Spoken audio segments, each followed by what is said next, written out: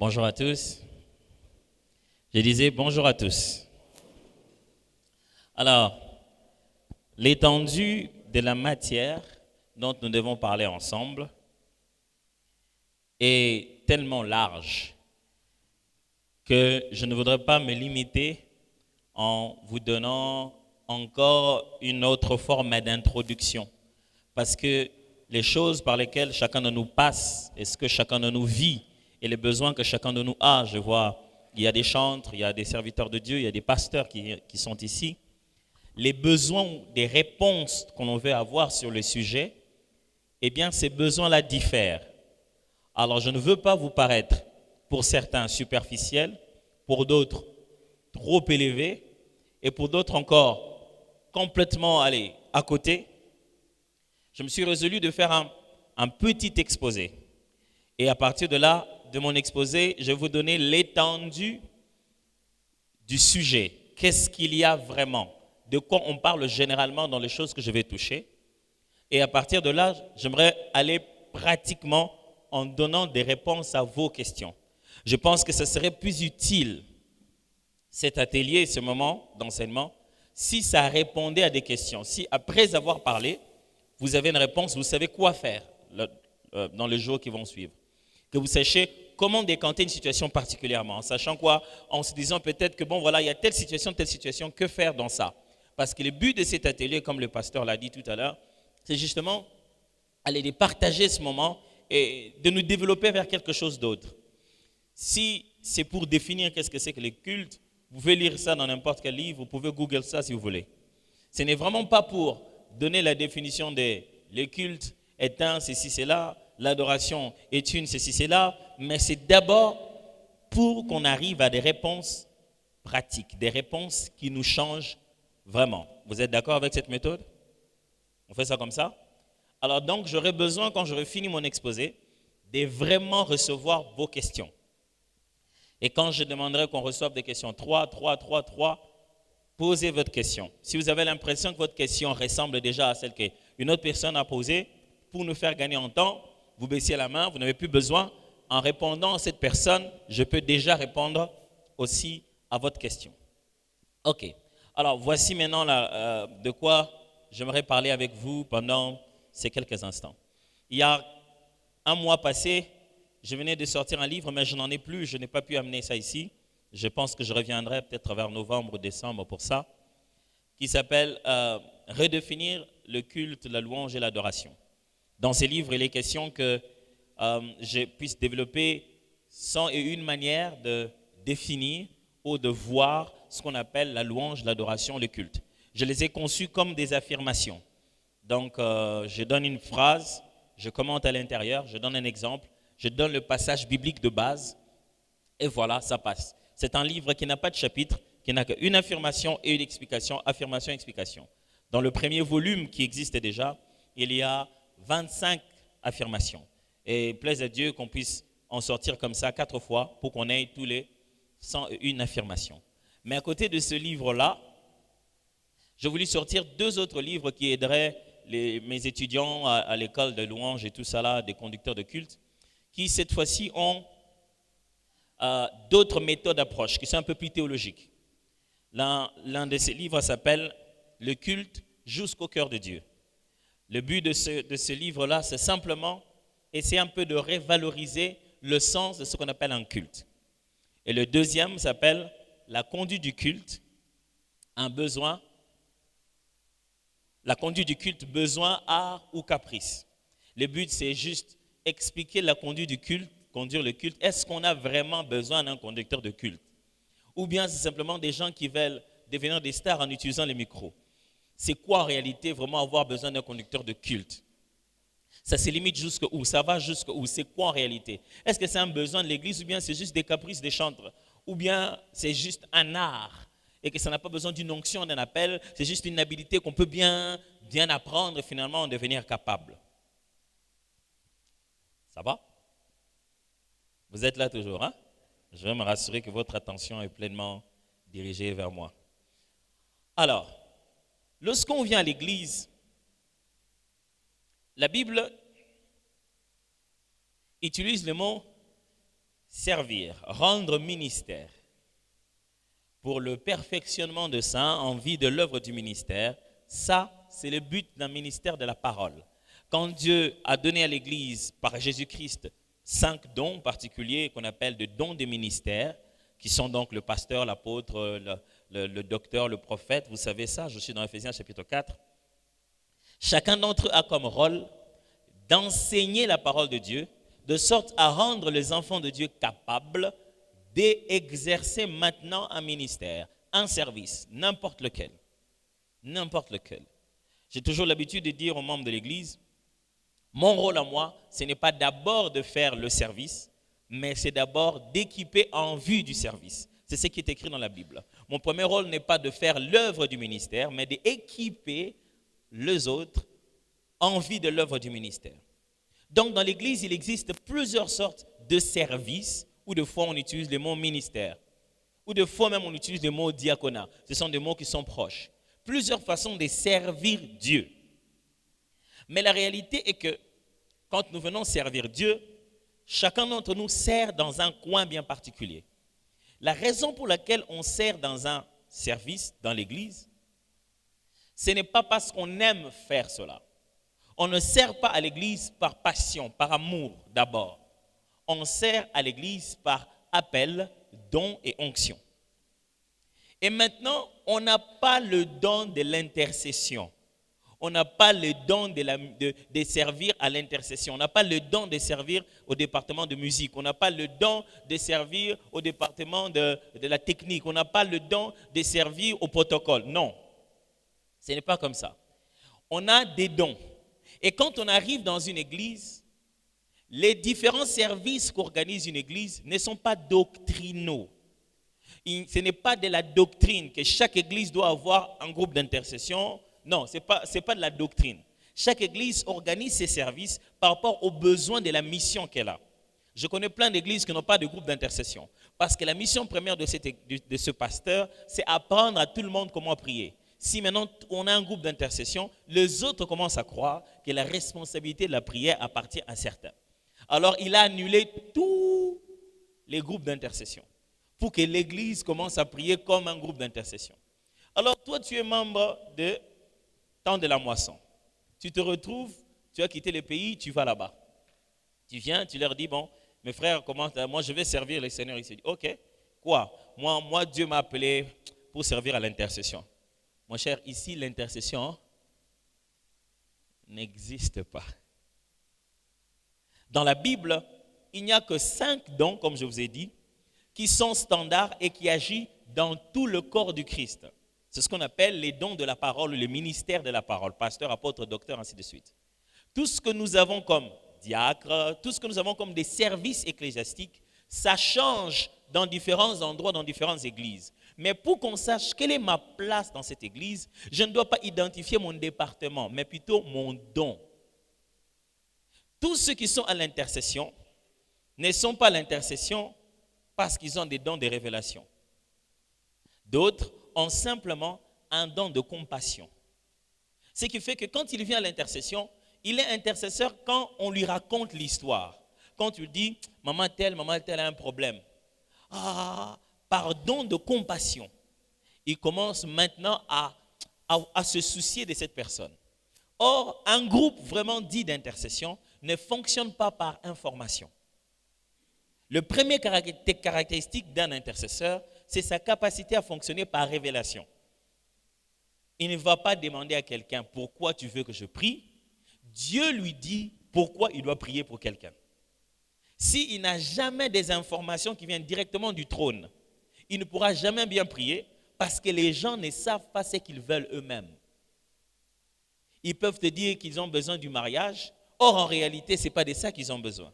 Et tous les intercesseurs que vous rencontrez dans la Bible sont des prophètes. Ils pouvaient savoir que David a péché, même si ce n'est pas un problème connu de tous. C'est caché dans la maison de David, personne ne sait qu'il a couché avec Bathsheba, mais le roi vient, le prophète vient lui dire, il y avait un homme qui avait qu'une brebis, une autre qui en avait beaucoup. Qui t'a dit ça? Alors, ce frère vient à l'intercession. Quand il n'est pas à la réunion d'intercession, il n'intercède pas. Il est quelqu'un qui fait la prière dans une réunion d'intercession. Il n'est pas un intercesseur. Je ne sais pas si je me fais comprendre. C'est quand vous avez convoqué la prière, les intercesseurs se rencontrent chaque mardi, ils se préparent chaque fois pour mardi. Un intercesseur ne vient pas prier mardi. Il est tourmenté durant toute sa journée et toute sa vie par les fardeaux des besoins des autres. Informé par Dieu sur ce qui se passe dans la vie des autres, parce que ça, c'est les dons qu'il a. Alors, quelqu'un qui sait chanter a tout de suite comme réflexe d'aller dans un ministère de musique. Qui vous a dit que dans l'intercession, on n'a pas besoin des gens qui savent chanter?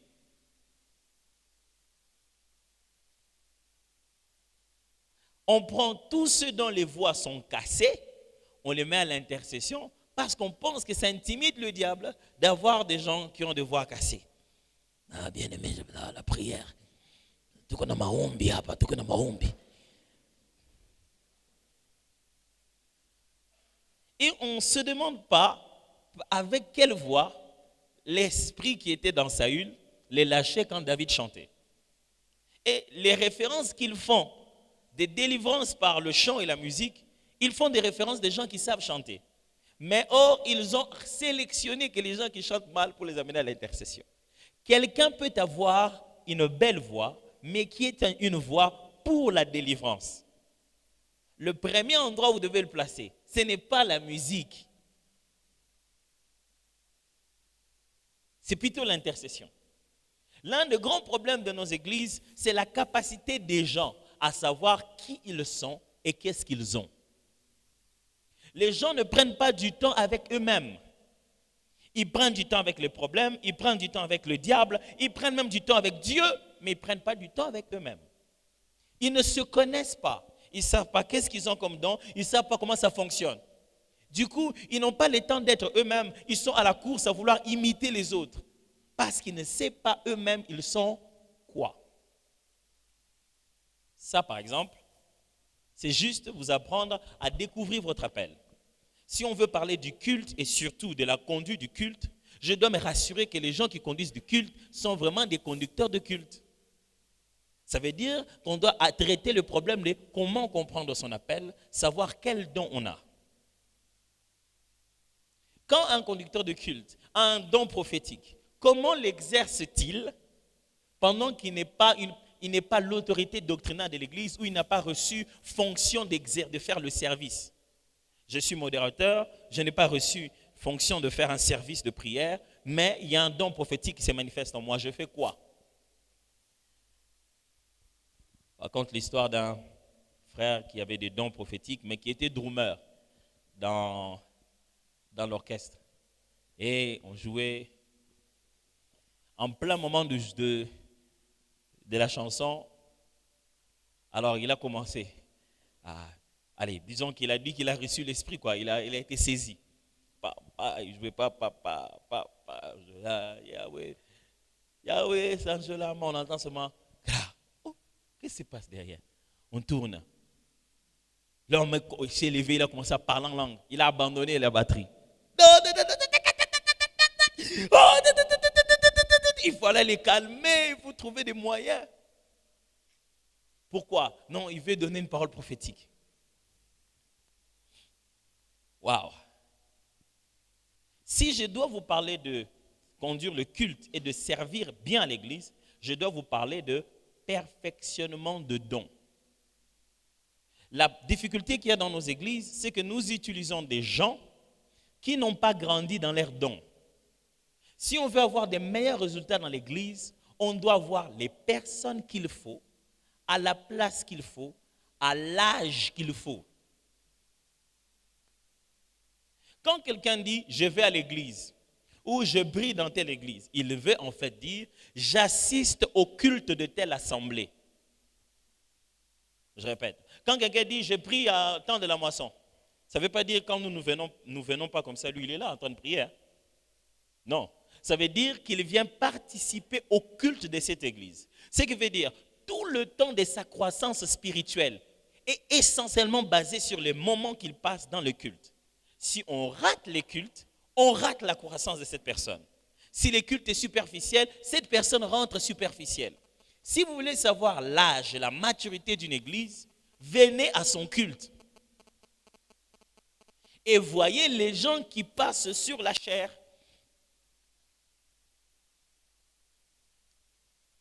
Jusque-là, ça va?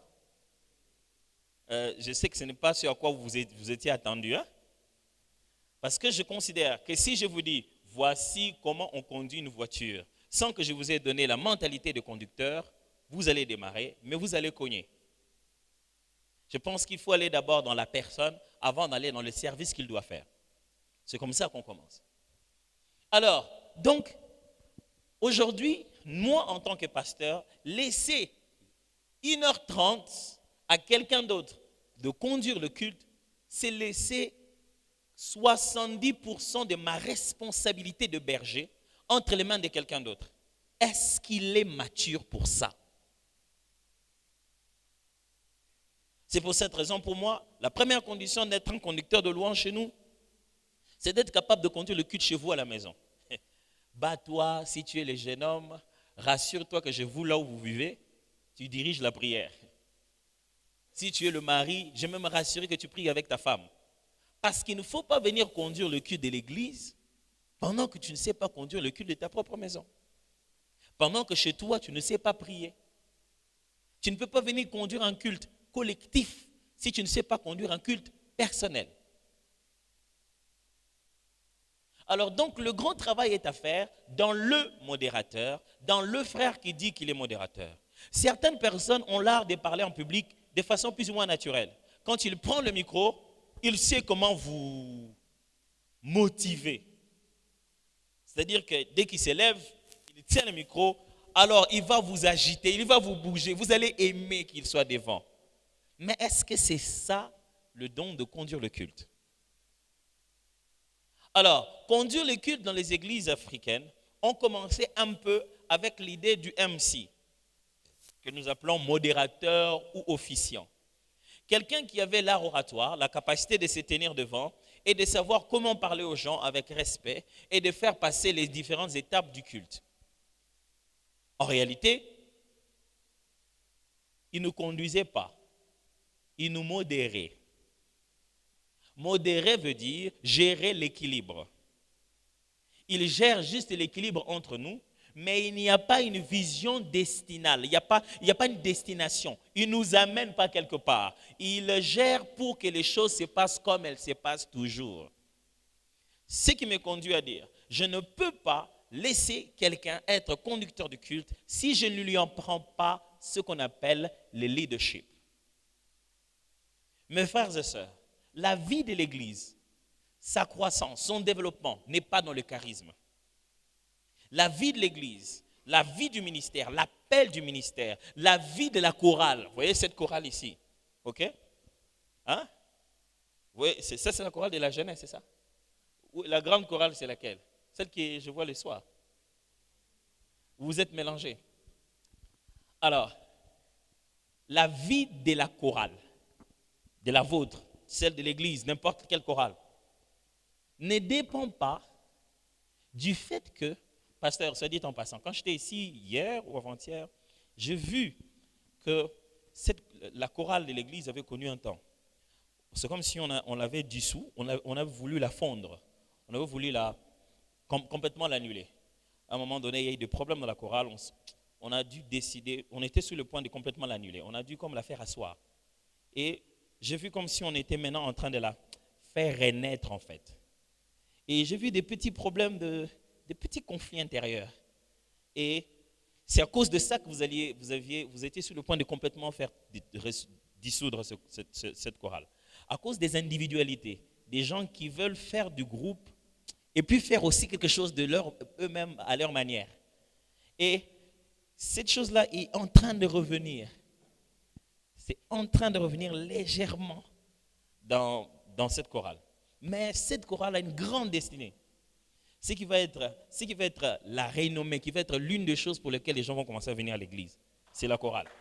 Les gens vont commencer à venir parce qu'ils savent que ça, c'est une chorale, c'est une vraie bénédiction. Pasteur, ce n'est pas évident, mais que Dieu vous donne la sagesse. Vous n'avez pas besoin de quelqu'un qui chante pour conduire les autres. Vous avez besoin d'un leader, c'est tout. Vous n'avez pas besoin qu'il sache bien chanter pour conduire les autres. Alors, je vais rentrer dans ce que j'enseignais. Donc, conduire les gens, c'est... Ça va, vous êtes là? Ok. Conduire les gens, ça n'a rien à voir avec les charismes. Généralement, je répète, les hommes honorent le charisme. Dieu honore le caractère. Alors, c'est très important de savoir cette différence. Quand Samuel cherche un homme battu, un roi, Dieu lui dit qu'il cherche l'homme selon son cœur. Ce n'est pas la même chose. Les hommes honorent le charisme et Dieu honore le caractère. Maintenant, quand on parle du culte et de conduire le culte, généralement nous sommes tentés à prendre quelqu'un qui a la chose, comme on dit. Quand il chante, on se sent bien. Ce n'est pas celui qui a le charisme qui fera avancer l'entreprise, qui fera avancer le groupe, qui fera avancer la mission. La mission n'avance pas parce que la personne qui la dirige peut elle-même tout faire. La mission avance parce que celui qui la dirige sait que faire pour que ça avance. Je répète. Un leader, ce n'est pas celui qui sait, qui va faire, mais qui sait comment faire. Quand une équipe échoue, tout le monde veut tuer l'entraîneur. Mais est-ce qu'il a joué? J'ai vu plein de photos des gens qui sont en train d'insulter Ibenge. Est-ce que le pauvre, il est entré au terrain? Est-ce qu'il a tenu le ballon même une fois? Est-ce que c'est lui qui a raté le coup de tête? Pourquoi tout le monde lui en veut lui? Parce qu'il n'y a jamais de mauvaises équipes. Il n'y a que de mauvais leaders. Mais vous connaissez là où Ibenge a joué, dans quel club Ibenge a joué? Les exploits des buts que Ibenge a marqués. Vous avez des vidéos de quand Ibenge avait remporté la coupe? Nous sommes des fois tentés à prendre le meilleur et faire de lui le leader. Voici ce que le leadership dit. Généralement, les gens qui obtiennent des résultats très bons instinctivement ne prennent pas le temps d'apprendre le processus par lequel ils passent. Des fois, les bons deviennent des mauvais entraîneurs. Quand quelqu'un fait quelque chose naturellement, s'il ne prend pas assez de temps pour réfléchir, qu'est-ce qu'il fait pour arriver là? Le jour où vous lui demandez d'apprendre aux autres, il n'arrive pas à leur apprendre. C'est ce qui a déformé beaucoup de gens à l'école. On a pris des bons mathématiciens, on en a fait des profs de maths. Ce n'est pas parce qu'il résout bien les questions de maths qu'il sait comment vous apprendre les processus pour faire comme lui. Et donc, on a eu de bons profs de maths qui parlent avec les tableaux. Et même, il faut, bon, là, ça c'est X, et puis voilà, et puis lui-même, il est en train de résoudre, mais il ne nous montre pas. Et quand tu ne fais pas, dire, mais comment tu n'as pas réussi ça? Prof, le problème n'est pas chez moi. Et si les profs et les enseignants en classe savaient que quand un enfant échoue, le problème n'est jamais dans l'équipe, mais dans les leaders, je crois qu'ils deviendraient plus humbles à comprendre que notre échec, c'est leur échec. Ce qui veut dire, si les gens doivent se mettre ici devant, 1h, 1h30 à conduire les gens, ils doivent savoir qu'est-ce qu'on appelle conduire. Ils ne doivent pas blaguer avec des phrases et des mots. Je dois être capable de vérifier qu'ils connaissent l'importance de conduire le groupe, de conduire des gens. Est-ce que vous avez déjà constaté, pas ici à Lumbashi, très loin, loin là-bas, que les modérateurs, quand ils passent devant, ils nous incitent à danser. Bien-aimés, vous ne dansez pas pour les seigneurs. Ils arrêtent même la musique. Ils disent, frère, est-ce que vous savez que vous êtes dans la présence de Dieu? Si le président de la République entre ici, on se rentre, ils nous disent des choses fantastiques. Les jours où ils ne modèrent pas, ils ne le font pas eux-mêmes. Regardez-les là où ils sont assis dans l'assemblée. Quand c'est la louange, je pensais qu'ils allaient être ceux qui dansent le plus. Mais non, ils ne le font pas. C'est celui qui est monté à la chair cette fois-ci qui va maintenant nous raconter la même histoire que lui. Du coup, tout le monde dans l'église sait que ce n'est pas sérieux cette histoire qu'on raconte à la chair. On raconte ça seulement quand on est à la chair. C'est pour motiver les gens. Pourquoi? Parce que conduire ne veut pas dire donner des ordres. Conduire veut dire inspirer par l'exemple. Alors, quand à la chorale, vous avez déjà des chefs. Le jour où tu lui donnes le micro pour modérer, il modère comme un chef. Il dépasse les bornes. Il fait des choses que seul le pasteur est censé faire à l'église, mais il les fait. Dis d'abord, arrêtez d'abord. Bien-aimé, dans cette église, tu ne peux pas parler sur la chair de cette église pendant que tu n'en es pas le leader. Reste sur ton étape. Tu ne peux pas commencer à dire, dans cette église, je trouve toujours que les gens font ceci. Vraiment, dans cette église, il faudrait que vous commenciez. Et tu n'as pas le droit de donner des ordres sur la vie future de cette église. Ce n'est pas ça ton domaine d'autorité. Moi, quand je priais pour préparer l'église, Dieu m'a dit que cette église doit commencer. Tu ne peux pas passer sur la chair et donner un message à l'assemblée sans l'avoir censuré. Ce n'est pas ton autorité. Oui, voilà. Ok. Alors, quand vous avez des gens qui conduisent les autres sur base du règlement d'ordre intérieur, comment vous voulez qu'ils modèrent l'église? Dans la chorale, ils dirigent sur base du règlement d'ordre intérieur. Toi, tu es venu en retard 2 fois. Ça fait 2 fois que tu viens en retard. La 3e fois, tu ne vas pas chanter. Ça, ce n'est pas du leadership. Tu ne conduis pas les hommes. Tu es en train de manager un processus, de manager un système. Un leader ne conduit pas sur base des lois. Il conduit des personnes. Il essaie de savoir pourquoi il vient tout le temps en retard. Il ne me rappelle pas tout le temps, oh non, bon, 3 fois, toi tu penses quoi? Si tu ne chantes pas, on ne va pas chanter, on va chanter. On trouvera quelqu'un d'autre qui va chanter. Si tu as la... Je ne sais pas pourquoi ils ont acclamé. Je ne sais pas c'est qui a acclamé, celui qui se fâche comme ça ou celui contre qui on se fâche comme ça. Non, tu penses quoi? Tu penses qu'on ne va pas chanter? Non, c'est Dieu qui t'a donné ce don, on va chanter. Dieu trouvera quelqu'un d'autre. Le rôle d'un leader, ce n'est pas de vous faire sentir que vous êtes qu'un pion. Le rôle d'un leader, c'est de vous faire sentir que vous êtes important, utile, unique. Ce n'est pas donner l'impression à quelqu'un, ah, on va te remplacer, tu crois quoi? Tu crois qu'il n'y a que toi qui joues à la guitare? Il y a des gens qui jouent à la guitare. Jésus le considère lui seul digne de sa mort à la croix.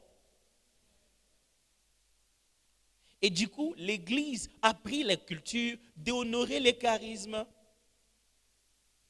C'est le frère qui joue déjà bien, à qui on donne beaucoup plus d'attention. Le frère qui ne joue jamais, qui tâtonne, on ne lui donne pas souvent l'opportunité d'essayer. Pourquoi? Parce qu'on se dit, lui, il le fait déjà bien. Faites-le, laissez-lui faire. Au lieu de se dire, et c'est lui qui tâtonne encore. Quel est le programme que nous avons pour qu'il devienne meilleur? Ainsi, ça crée un véritable déséquilibre. Pourquoi? Parce que nous avons des chefs de la chorale, des chefs de ceci, on n'a pas de leaders. Un leader conduit avec une vision. Peu de membres de l'église tels qu'ils sont là, demandez-leur, quelle est la vision de l'église? Ils ne savent pas. Pas ici, loin. Si je vous demandez, vous allez tout de suite dire. Ce n'est pas un problème que je demande. Non, vous voyez? Vous savez, c'est pourquoi même vous n'avez pas répondu. Donc, demandez aux membres de l'église, quelle est la vision de leur église? Ils vont dire, c'est pour gagner les âmes. Oh, ça c'est la vision du corps de Christ. Nous tous, quelle que soit la façon dont on parle, on est là pour gagner les âmes, baptiser, adorer, s'aimer les uns les autres. Oh, il y a un standard qui est dans toute assemblée parce que nous sommes une église. Mais quand une église se rassemble dans un endroit, quelques frères se rencontrent dans un endroit bien particulier qu'on appelle une église locale, il doit avoir un objectif supplémentaire qui est d'abord 1, temporel, 2, spatial. dans le temps et dans l'espace de cet endroit, ils ont une mission qui diffère de l'autre assemblée. Si vous ne connaissez pas cette mission-là, donc vous ne connaissez pas leur vision. Et les gens amènent leur petite vision, ils viennent avec à l'église, jusqu'à ce qu'ils commencent à avoir l'impression que ça ne se ressemble pas, et ils se rebellent. C'est comme quand, je ne sais pas si ça existe ici, je n'en vois pas. Oui, ça existe, bien sûr, j'ai vu ça. Ça existe. Vous entrez dans un taxibus, voilà. Le taxibus vous dit, ça va, les arrêts ici, c'est quoi par exemple? Kassapa. Quand on va à Kassapa, on passe par quelle commune encore? Par quelle autre? Quand on prend Kassapa à partir de la ville, on peut passer par comment? Carrefour. Il y a des gens, on arrive, on appelle en ville, Kassapa. Il entre. Mais il ne va pas à Kassapa. Il va au Carrefour. Et dès qu'on entre, on commence à partir. Le chauffeur s'est dit, je ne prends pas par Carrefour. Je change, je prends ça par... il prend un autre chemin. Il s'énerve. Oh, tu vas où? Mais je vais à Kassapa. Non, faites-moi descendre. Tu commences à aller où? C'est là qu'il commence à s'énerver. La vision de cette église a changé. Dès le début, nous, on disait Kassapa. Toi, tu entendais Carrefour.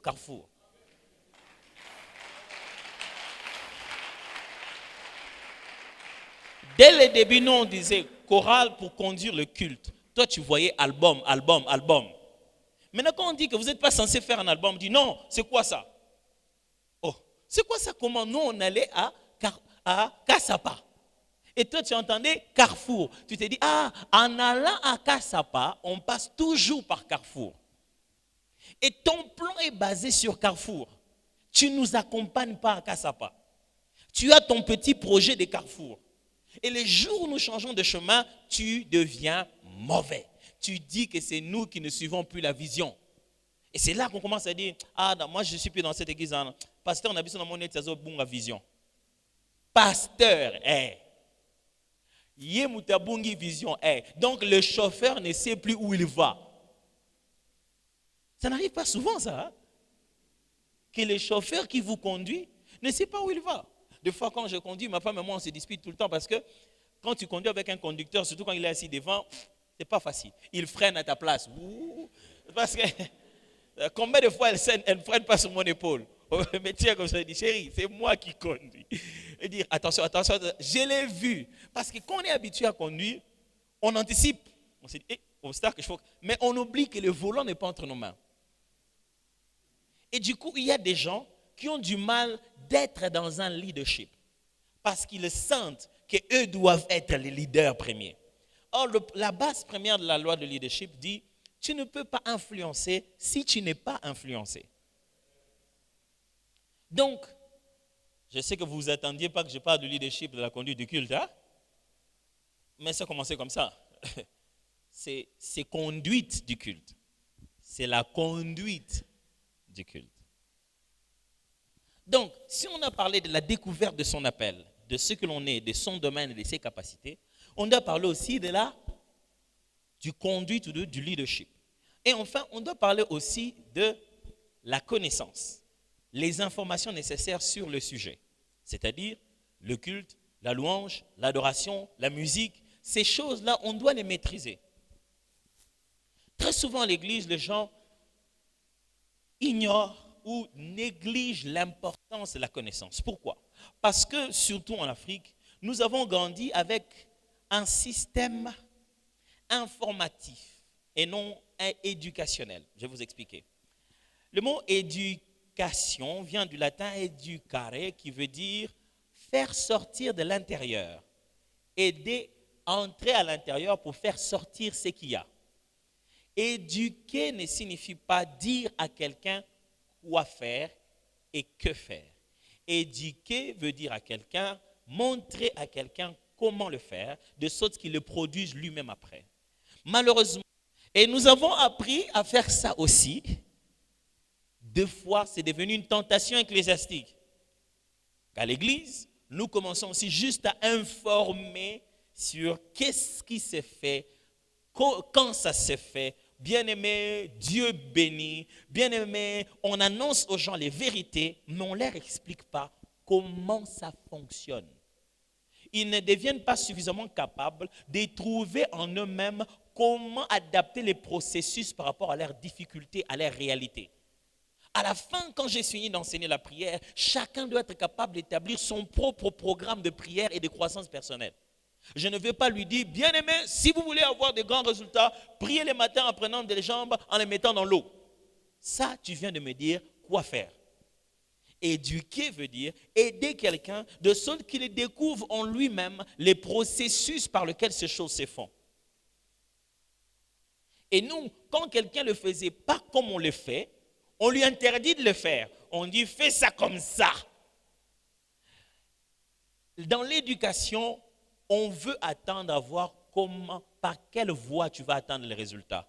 Nous, dans le système informatif, on te corrige même pour le processus.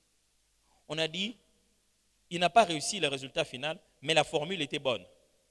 Ou il a atteint le même résultat, il a atteint le bon résultat, mais il n'a pas 10%, il n'a pas 10 sur 10 parce que la marche n'était pas la même. On nous a imposé la marche et les résultats. Je peux trouver la même réponse, mais si je ne le fais pas comme toi, c'est que je n'ai pas réussi. Pourquoi? Parce qu'on nous éduque, on ne nous a pas éduqués, on nous a informés. Voici comment il faut faire. Aujourd'hui, si tu demandes à un enfant comment il faut faire la multiplication, dans la tête, multiplication mentale, il faut faire ça, ça, ça, ça. Si lui, il crée sa autre méthode de multiplication mentale, on dit qu'il a échoué, même s'il a les mêmes résultats que nous chaque fois. Non, on ne fait pas ça comme ça. Qui a dit qu'il faut faire ça toujours comme ça? Du coup, vous me regardez bizarrement là, ça me fait peur. Du coup, les gens sont habitués à être dogmatisés. Voici la chose, faites-la comme ça, c'est tout. Et les gens viennent à l'église, ils sont incapables d'être en face d'une nouvelle situation de la foi chrétienne et par eux-mêmes, en puisant dans la parole et dans la conviction du Saint-Esprit, savoir quelle réponse donner. Ils doivent rentrer chez celui qui conçoit le dogme. Pasteur, j'ai un problème. Là-bas, quand j'étais en classe, mon voisin de gauche donnait des réponses à mon voisin de droite. Moi, je ne voulais pas tricher. C'était le numéro 3, je n'avais pas encore répondu. Maintenant, j'ai entendu. Je mets.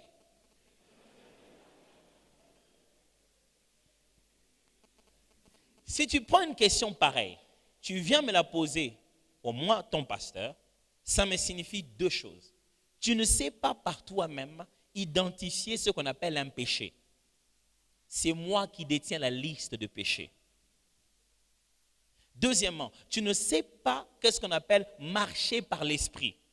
Tu ne sais pas en toi-même reconnaître quand l'esprit est triste. C'est moi qui dois encore te dire qu'est-ce que l'esprit ressent en ce moment-là dans ta propre vie. Ça veut dire que je t'ai juste enseigné quoi et non comment.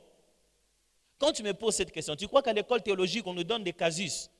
Si un fidèle arrive et qu'il a problème de ça, donnez-lui 2 jours de prière plus 4 jours de jeûne. Ce que nous vous donnons comme réponse, on trouve ça où?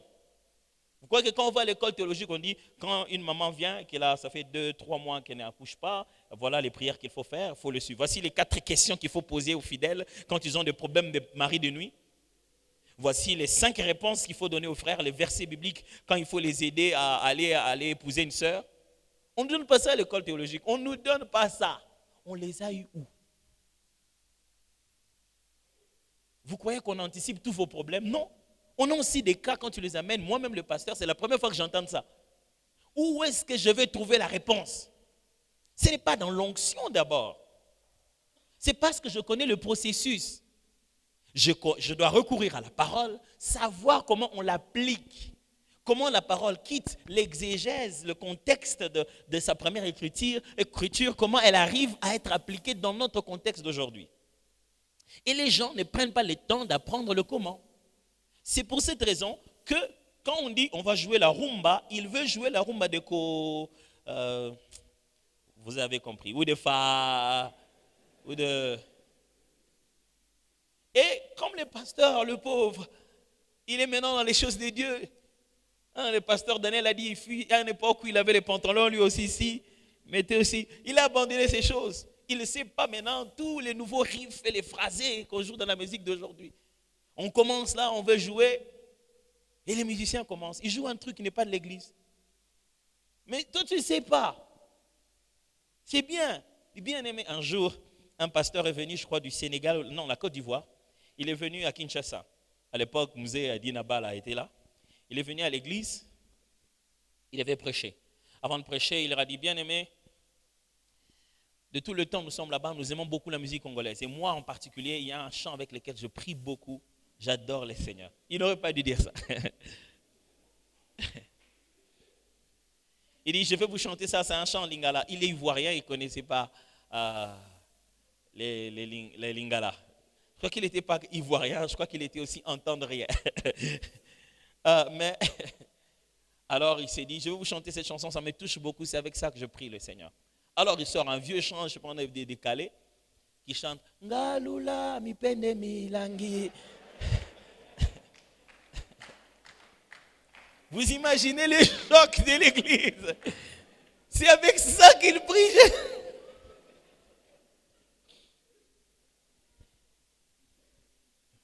Alors, vous pouvez tous les jours nous faire entrer dans la présence de quelque chose d'autre. Pourquoi? Parce que si je veux jouer la rumba est un style de musique, c'est de la musique, ça s'enseigne, ce sont des principes. Je n'ai pas besoin d'emprunter la rumba de Ko pour jouer. Je sais qu'est-ce que c'est que la rumba, comment se bâtit la rumba. C'est le même processus que lui aussi il utilise. Si je sais comment se fait la rumba, je ne peux pas copier son résultat. Je dois plutôt connaître le processus et atteindre le résultat par moi-même. Vous voyez? N'est pas aller se dire non, je vais jouer un truc de... la guitare là qui joue, c'est très bien. La question est comment il est arrivé à ces résultats. Comment il a joué comme ça. Ça s'apprend. Écoutez-moi, le diable n'est pas créateur. Il ne donne rien à personne. Sinon, qu'est-ce qui devait se passer? Quand ces gens-là vont chercher des fétiches, comme un de mes collègues disait, des médicaments, quand ils vont chercher les médicaments là-bas, on devait leur dire à partir d'aujourd'hui, arrête de jouer à la guitare, les démons là viendront seulement jouer à ta place. Non, c'est faux. Par contre, on leur dit ceci, chaque fois que tu veux jouer, fais cette prière. Tu vas commencer à faire cette prière 6 fois la journée. C'est-à-dire que tu dois commencer à travailler 6 fois par jour. Chaque fois que quelqu'un vient chez le diable, il apprend la loi de l'effort, mais par pression. Il te fait travailler plus que tu ne travailles d'habitude. Quelqu'un dit, il va prendre il entre dans les sciences mystiques pour développer son intelligence. Il aurait dû juste dormir et devenir intelligent. On lui dit, tu vas commencer à lire 4 livres par jour.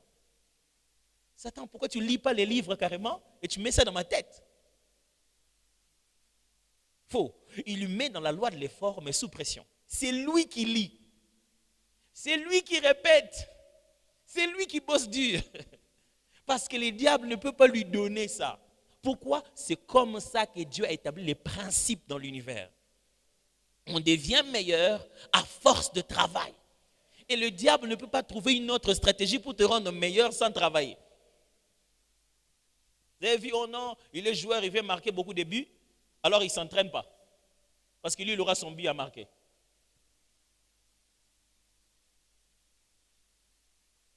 Alors donc là,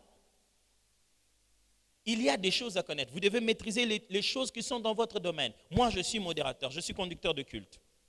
Je suis pasteur en charge de la louange. Je suis musicien chrétien. Il y a des choses que je dois obligatoirement savoir. Je dois savoir qu'est-ce que la Bible dit sur le culte, qu'est-ce que la Bible dit sur l'adoration, qu'est-ce que la Bible dit sur la louange, qu'est-ce que la Bible dit sur toute la célébration de Dieu, qu'est-ce que la Bible enseigne dans l'Ancien Testament. Je dois connaître toutes les 7 fêtes de l'Éternel. Je dois connaître comment fonctionnaient les tabernacles. Je dois connaître le livre des Lévites et comment fonctionnait l'ordre lévitique. Je dois savoir l'alliance de Moïse. Je dois connaître la nouvelle alliance. Quelle est la différence entre l'Ancien Testament et le Nouveau Testament en ce qui concerne le culte? Je dois savoir quel est le culte chrétien, l'histoire du culte depuis l'Ancien Testament jusqu'à nos jours. Je dois savoir la particularité de la communauté spirituelle à laquelle j'appartiens. Chaque communauté spirituelle a une forme de culte différente. C'est pourquoi on appelle ceux-ci protestants, ceux-ci pentecôtistes, ceux-ci méthodistes. C'est aussi lié à la forme de leur culte. Après cela, je dois passer à savoir qu'est-ce qu'on appelle dans la Bible hymne. Pourquoi on appelle, il y a hymne, pourquoi il y a cantique spirituel, pourquoi, qu'est-ce qu'on appelle une chanson et qu'est-ce qu'on appelle un chant? Quelle est la différence? Quel est le rôle de la musique dans les cultes? Tout ça, je dois savoir. Quels sont les instruments de musique et leur rôle spirituel dans le temple? Vous voulez que le pasteur de l'église sache ça? Il saura ça en général. Mais c'est vous le spécialiste. Nous sommes dans un hôpital où lui, il est le médecin directeur, le médecin généraliste. Il doit maîtriser tout pour pouvoir savoir ce qui se passe dans chaque diagnostic que vous donnez. Mais n'empêche qu'il a sa propre spécialité. Si j'appelle quelqu'un, je dis, mon frère, tu deviens en charge de la louange de l'église, je suis en train de lui dire mes limites. Mon frère, je n'arriverai pas là où tu dois arriver. Cette église a besoin de toi. Mais si toi, tu ne te spécialises pas dans le domaine pour lequel tu as été mis de côté, à quoi tu me sers? Si je dois faire ce que toi tu fais, tu sers à quoi? Et les gens à l'église, ils n'aiment jamais qu'on les enlève dans une fonction. Il ne faut jamais qu'on vienne leur dire, mon frère, à partir d'aujourd'hui, écoutez-moi, on change de fonction, non pas à cause du charisme, à cause du leadership. J'étais fait chef de la chorale n'évolue pas. Je t'enlève, même si tu sais chanter.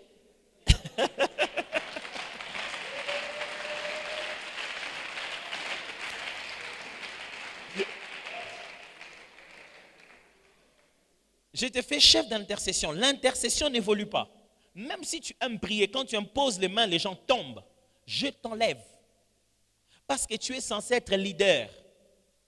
On ne doit pas attendre les résultats de toi. Tu dois créer les résultats dans ton équipe.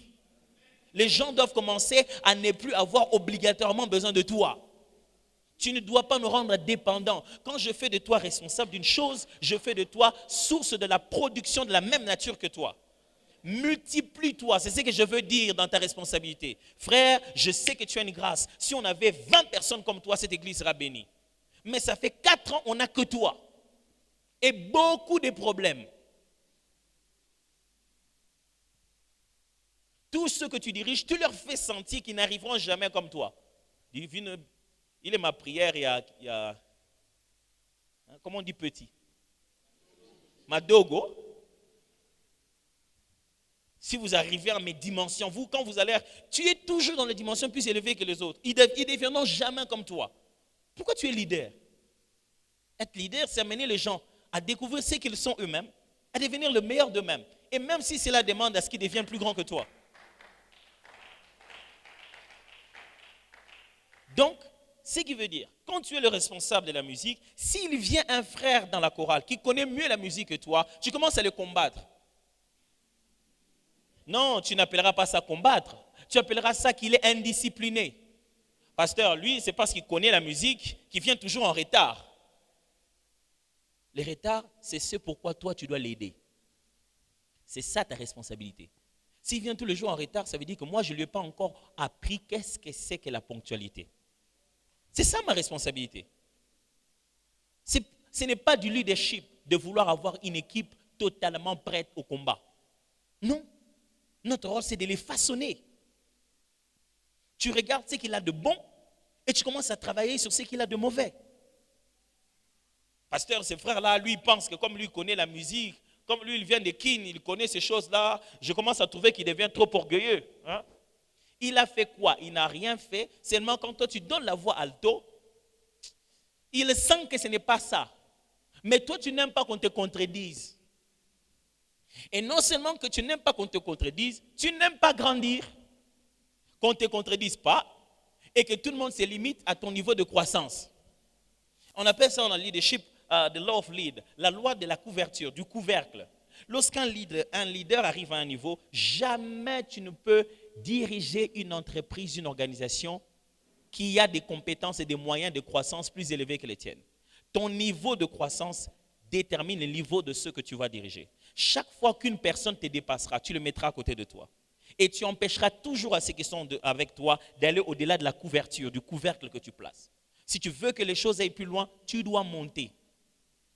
Et très souvent, les choristes arrivent, ils viennent, oh, pasteur Mikolo, choriste, il y a une église, ils ne viennent pas, ils ont perdu la flamme, les choristes bien aimés. Ça vous est déjà arrivé, vous faites une réunion en fin d'année, mais les amis, je ne vois plus. Ce n'est pas parce que les choristes n'aiment pas la chorale. C'est parce que la vision n'est pas claire. Ils ne savent pas où ils vont. Tous les jours, chaque mardi, chaque vendredi, tu vas juste apprendre le nouveau cantique et partir. Ça c'est vraiment, non, ça n'existe pas. On ne peut pas conduire les gens sans une promesse de développement de leur personne. Tu imagines ça, il vient chaque mardi, il apprend un nouveau chant que toi tu amènes. Samedi, dimanche, il chante. Ça fait 10 ans qu'il fait ça. Et lui-même n'a jamais évolué. Vous ne vous êtes jamais arrêté à un moment de lui demander si lui, il avait un chant. Pourquoi il doit se sentir membre de cette famille? Et dans tout ce que vous faites, vous n'avez jamais un objectif. Dans le leadership, les gens deviennent forts, on forme une équipe, on forme une famille sur base de 2 choses. Sur le point commun et sur l'adversité.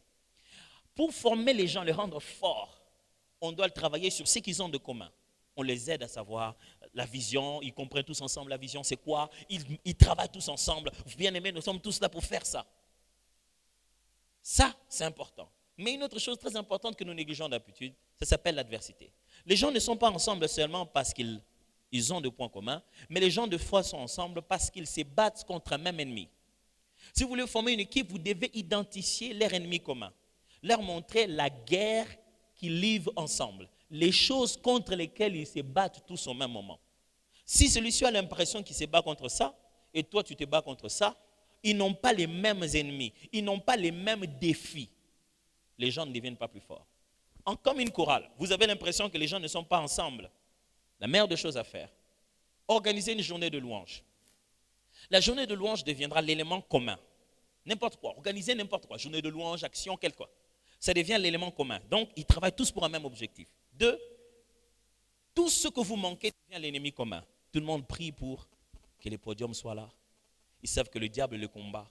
Ils viendront ensemble, ils se tiendront par la main. Seigneur, que les gens viennent. Quand ils commencent à avoir un même adversaire, les gens se rapprochent. Mais si depuis qu'il vient, il ne se bat pas avec vous, il est juste utilisé et exploité, ça fait 10 ans, il n'a pas grandi. Dites-moi dans quel domaine de l'église quelqu'un accepterait de faire 10 ans sans avoir grandi. Vous prenez un ministre, un serviteur de Dieu, vous le laissez là 10 ans à côté du pasteur, c'est lui le pasteur assistant. Mais on veut lui apprendre la fidélité à Dieu. Ça fait 10 ans, il n'a jamais tenu le micro pour prêcher. Avant d'avoir atteint même 4 ans, il y aura déjà une cellule qui aura commencé il y a longtemps avec tous les partenaires de l'église. Ça veut simplement dire que tous les domaines de l'église, tout le monde vient pour grandir et se développer. Et toi, en tant que leader, tu dois bien maîtriser ton domaine.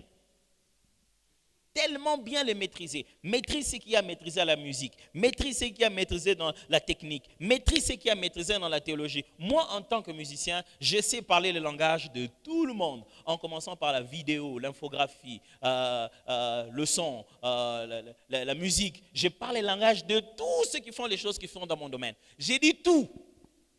Je peux diriger tous les travaux en commençant par la lumière, comment on installe la lumière, quels sont les types de lumière, ça c'est quel type de lumière, ça c'est quel... Je parle le langage de tout le monde. Je parle le langage de tous les administratifs de l'église, tous les administratifs. Je parle le langage de la comptabilité, je parle le langage des ressources humaines, je parle le langage de tout le monde. Parce qu'un pasteur délègue. Ça ne veut pas dire que je ne fais pas ça. Je le fais, mais à travers toi. Si je ne sais pas parler avec toi ce langage, je ne peux pas te conduire. Et le chef de la musique, il vient prendre le micro. Mon cher, donne-nous le son. C'est pas clair. C'est lourd. Est-ce que vous ne pouvez pas encore rendre ça léger? Dans la table là-bas, il n'y a pas un bouton qui s'appelle léger. Ou nous, on va juste appuyer, ça devient léger. Quand tu veux dire c'est lourd, tu veux dire c'est quoi? Là-bas, au son, on n'étudie pas quelque chose qu'on appelle lourd. Là, vous êtes en face de la physique, de l'acoustique, la gestion de fréquences. Il n'y a pas de lourd et de léger. Si tu ne sais pas exprimer ta demande, c'est comme ça tout le temps. Les ingénieurs de son et les musiciens ont tout le temps des problèmes. Nous, lui, quand on touche le micro, il ne fait pas toujours bien le son. À ça, là, on encore. Chaque fois, c'est notre tour de chanter, ça fait toujours ouin, ouin, ouin, ouin. Et les ingénieurs de son disent tout le temps, non, yemba, beaucoup rando, yemba te. Les autres, quand ils chantent,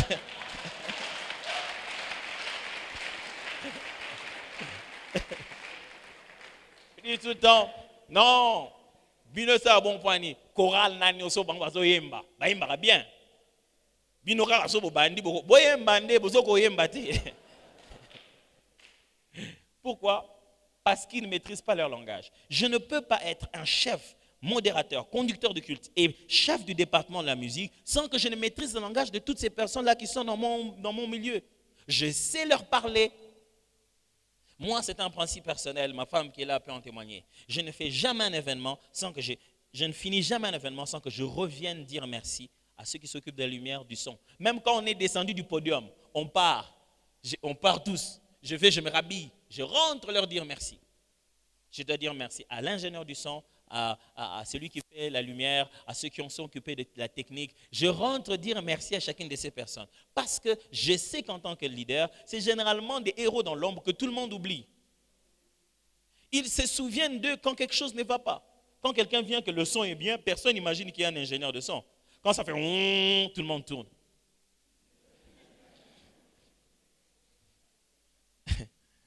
Et ils pensent que c'est une science exacte, que si vous faites ça comme ça, il ne faut rien toucher, après ça va fonctionner. Or, ils ne savent pas ce qui se passe vraiment en réalité là-bas. Alors, ce sont des personnes que je ne peux pas m'empêcher d'honorer. Quand je fais des moments de prière, je veux qu'ils soient là. Quand on fait la répétition, je veux qu'ils soient là. Je veux qu'ils me disent, c'est quoi ta difficulté à cet endroit? Parce que je sais que quand je suis devant le micro, ce n'est pas moi le modérateur. Le vrai conducteur de louange, dans un contexte où on utilise des matériels, c'est l'ingénieur de son. Bizarre, hein? Parce que je peux beau chanter. Si vous n'entendez pas ce que je chante, je ne communique rien. Je peux beau chanter. Et s'il a maltraité le son, je vous dérange au lieu de vous édifier. Donc tout ce que je fais, si ça doit passer par cette amplification, c'est lui qui décide. Et si son état d'esprit n'est pas dans l'unité, s'il ne comprend pas, surtout s'il n'a jamais été à la répétition, s'il ne connaît pas le style de musique qu'on est en train de faire, ça ne va pas marcher. Dans Gaël, on se promène toujours avec un ingénieur de son qui connaît l'album, qui sait ce qu'on fait, qui sait pourquoi on est en train de le faire. Pourquoi? Juste parce qu'on veut se rassurer que ce que Gaël donne, c'est ce qu'on va donner à tout le monde partout dans le monde. On ne va pas arriver aujourd'hui, tel ingénieur décide de faire donner à Gaël ce que Gaël ne donne pas. D'ailleurs, merci Seigneur, quand on va avec le culte, c'est carrément fait que des ingénieurs de son du début jusqu'à la fin. Au point que des fois, on prend même la table, nous-mêmes on l'amène au podium, nous-mêmes on joue avec la table. Toi-même, quand tu sens quelque chose de papa, tu touches. On préfère ça. Parce que vous allez chez quelqu'un, il commence à faire des caprices pour ne rien faire. Il connaît bien son travail, mais il ne vous connaît pas vous. Tu connais le son, mais tu ne connais pas notre son. Laisse-nous faire notre son. Et si il n'y a pas cette cohésion, c'est toujours la faute du leader. Pourquoi? Parce qu'il ne se cultive pas sur ces choses-là.